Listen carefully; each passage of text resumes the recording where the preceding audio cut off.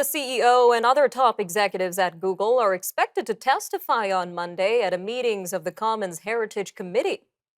They have been summoned to appear before MPs. This comes after the company decided to temporarily block a small percentage of Canadians from accessing news through its search engine. Google has said it is running a short test to limit access to news on its search engine.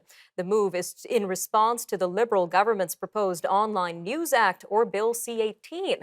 The bill would require digital giants such as Google to negotiate deals to pay Canadian media companies for their news links.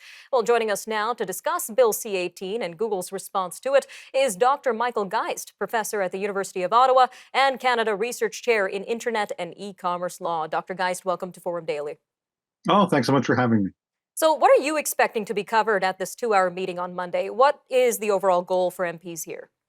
Well, for one thing, I'd be surprised if the CEO of Google shows up. There's no power to compel. So I think we'll see some executives, but it seems unlikely the CEO will actually show up. And if past is any indication, we'll see a fair amount of grandstanding from MPs, all taking turns saying how bad Google is.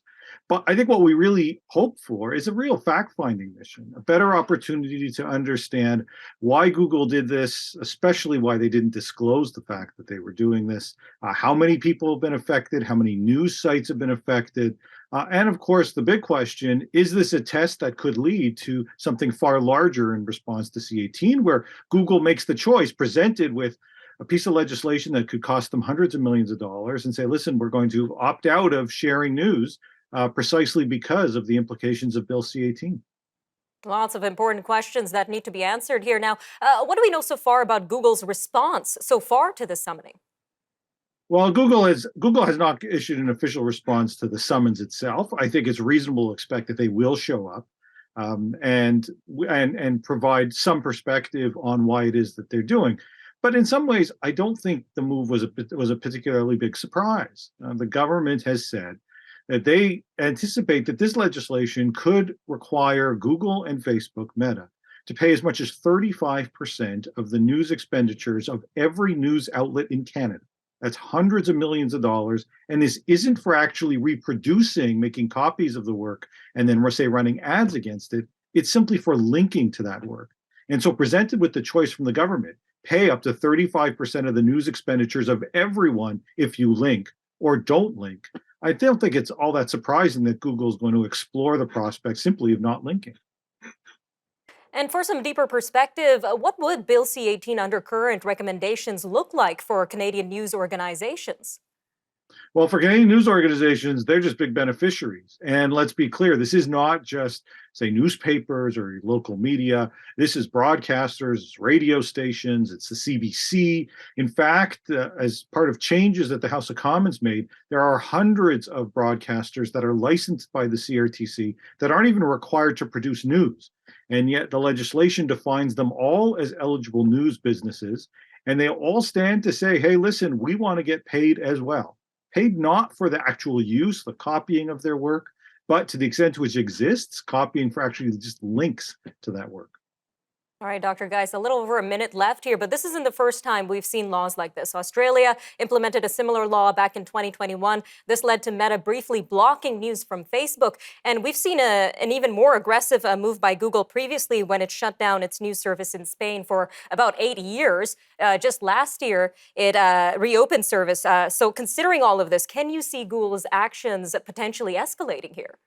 Well, I don't think there's any doubt that they might. You know, there are differences certainly between countries. In some countries, they've blocked the Google News service, but not the search service. In this instance, they're looking at both based on the way that the legislation is crafted. And as I say, it's the government that's effectively presented this choice to companies like Google and Facebook: pay hundreds of millions for the links, or choose not to share or post those links. And given those kind of costs, given the fact that once that's in place, it could spread to many other countries, to many other kinds of content. You know, what makes media so special that they get paid for links, but other kinds of people who post content don't? And suddenly you're facing huge liability, and the company may simply say it's just not economic to pay for links in that way. All right, just a quick 20 seconds left here, Dr. Geist, but is there some way to appease both sides here, both tech companies and news organizations when it comes to Bill C-18 and maybe improving it? Well, I must admit this feels like a bit like a Thelma and Louise type event where they're both heading for the cliff and nobody wants to hit the brakes. But I do think that there are possibilities. A good example might be, I think everyone agrees, if Google or Facebook makes full copies of these articles, runs ads against them, then of course there ought to be some kind of compensation. So if the legislation spoke solely about reproduction of work and the need to pay in those circumstances, I think many would say they're on side with that. It's once you move into this broader facilitating access to news, linking, putting it in an index, the kind of things we take for granted and that are core to the foundation of sharing information on the internet, that unsurprisingly, the internet companies say, we're not comfortable with that. We've got to explore what our options are. All right. Thank you again for your time today, Dr. Geist. We always appreciate your presence. Oh, thanks for having me. Stay with us. We'll be right back.